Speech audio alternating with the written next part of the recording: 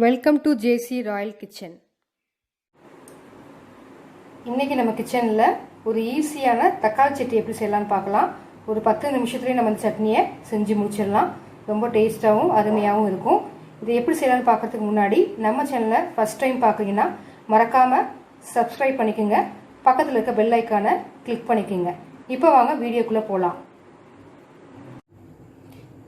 தக்காளி சட்னி செய்கிறதுக்கு ஒரு பேனில் ஒரு 2 டேபிள் ஸ்பூன் வந்து நம்ம நல்லெண்ணெய் சேர்த்துக்கலாம்.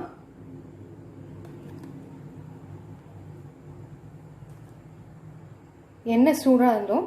நான் ஒரு 3 பெரிய வெங்காயம் வந்து ரஃப்பாக கட் பண்ணி வச்சுருக்கிறேன். அதை அதில் சேர்த்துக்கலாம். மீடியம் சைஸ் வெங்காயம் தான். இது நல்லா வதங்கணும். அது வரைக்கும் நம்ம இதை வந்து வதக்கி எடுத்துக்கலாம். இப்போ வெங்காயம் இந்த அளவுக்கு வதங்கினா போதும். கொஞ்சம் டிரான்ஸ்பரண்டாக நமக்கு வதங்கினா போதும். இப்போ இது கூட 2 பெரிய சைஸ் தக்காளி வந்து சேர்த்துக்கலாம். சேர்த்துட்டு தக்காளியோடைய பச்சை வாசனை போகணும் நமக்கு. அது வரைக்கும் நம்ம நல்லா வதக்கிக்கணும் இதை. இப்போ இந்த ஸ்டேஜ்லேயே நம்ம சட்னிக்கு தேவையான அளவு உப்பு சேர்த்துக்கலாம். நமக்கு சீக்கிரம் வந்து தக்காளி வதங்கவும் செஞ்சிடும்.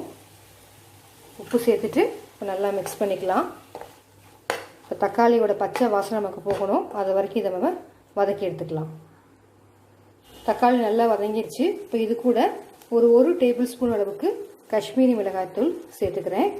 நீங்கள் நல்லா காரம் சாப்பிட்றவங்களா இருந்தால் ஒரு 1/2 டேபிள் ஸ்பூன் தனி மிளகாய்த்தூளும் ஒரு 1/2 டேபிள் ஸ்பூன் காஷ்மீரி மிளகாய்த்தூளும் சேர்த்துக்கலாம்.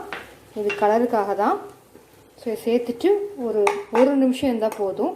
இந்த மிளகாய்த்தூளோட பச்சை வாசனை போகணும். போனதுக்கப்புறம் நம்ம ஆற வச்சு அரைச்சி எடுத்துக்கலாம். இப்போ மிளகாத்தூளோட பச்சை வாசனைலாம் போயிடுச்சு. இதை நம்ம ஆற வச்சு அரைச்சி எடுத்துக்கலாம்.